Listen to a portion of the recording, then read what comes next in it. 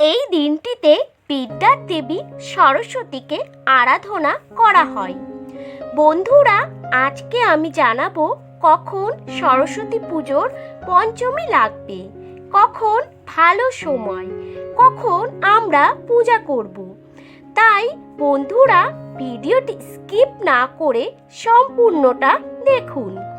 নমস্কার বন্ধুরা, আমার ধর্মের কথা ইউটিউব চ্যানেলে আপনাদেরকে স্বাগত। আমি রূপা। আমার ভিডিও ভালো লাগলে একটা লাইক ও কমেন্ট বক্সে জয় মা সরস্বতী লিখে যাবেন। তাহলে বন্ধুরা, এবার চলুন মূল পর্বে।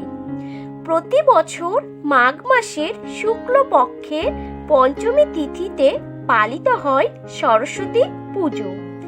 এই দিনটি বসন্ত পঞ্চমী নামে পরিচিত বা পালিত হয়। বাগদেবী সরস্বতীকে আমাদের দেশে ভক্তি ও শ্রদ্ধা সহকারে পূজা করা হয়ে থাকে। স্কুল, কলেজ সহ বিভিন্ন শিক্ষা প্রতিষ্ঠানে মা সরস্বতীর আরাধনা করা হয়। বিদ্যার দেবী পুজো করা হয় বলে সরস্বতী পুজোর দিনটি ছাত্র ছাত্রীদের কাছে বিশেষভাবে গুরুত্বপূর্ণ। ছোট ছেলে মেয়েদের এই দিনে প্রথম অক্ষর পরিচয় করানো হয়। একে হাতে খড়ি বলা হয়। বৈদিক পঞ্জিকা অনুসারে মাঘ মাসে শুক্লপক্ষের পঞ্চমী তিথিতে আবির্ভূতা হয়েছিলেন দেবী সরস্বতী। এই বছর পঞ্চমী তিথি পড়েছে 13ই ফেব্রুয়ারি মঙ্গলবার 2:41 থেকে, আর পঞ্চমী থাকবে 14ই ফেব্রুয়ারি বুধবার বেলা 12টা পর্যন্ত। তিথি অনুসারে 14ই ফেব্রুয়ারি বুধবার পালিত হবে সরস্বতী পুজো। সেই দিনেই পালন করা হবে বসন্ত পঞ্চমী। এই বছর সরস্বতী পুজোর শুভ মুহূর্ত থাকবে 14ই ফেব্রুয়ারি বুধবার সকাল 7:01 থেকে বেলা 12টা পর্যন্ত। এই 5 ঘন্টার মধ্যে বাগদেবীর আরাধনার শুভ মুহূর্ত।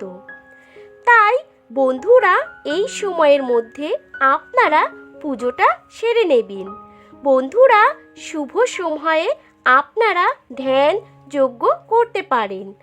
আপনার মঙ্গল ও আপনার সন্তানের পড়াশোনা নিয়ে ভাবতে হবে না। মা সরস্বতীকে ভক্তি ভরে ডাকুন, পাবেন ভালো ফলাফল। বন্ধুরা, এর সঙ্গে একই দিনে এবছর সরস্বতী পুজোয় থাকবে শিববাস। সকাল 6টা থেকে বেলা 12:09 পর্যন্ত চলবে কৈলাসে শিববাস। তাই বন্ধুরা, আপনারা সরস্বতী পুজোর দিন মহাদেবের রুদ্রাভিষেক করলে তার শুভ ফল পাবেন।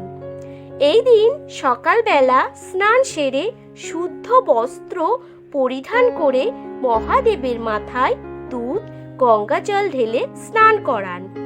মহাদেব আপনার ও আপনার পরিবারের ও আপনার সন্তানের মঙ্গল করবেন।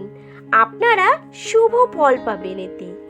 বন্ধুরা, এই ছিল আজকের ভিডিওটি ভালো লাগলে একটা লাইক করবেন ও কমেন্ট বক্সে জয় মা সরস্বতী লিখে কমেন্ট করবেন।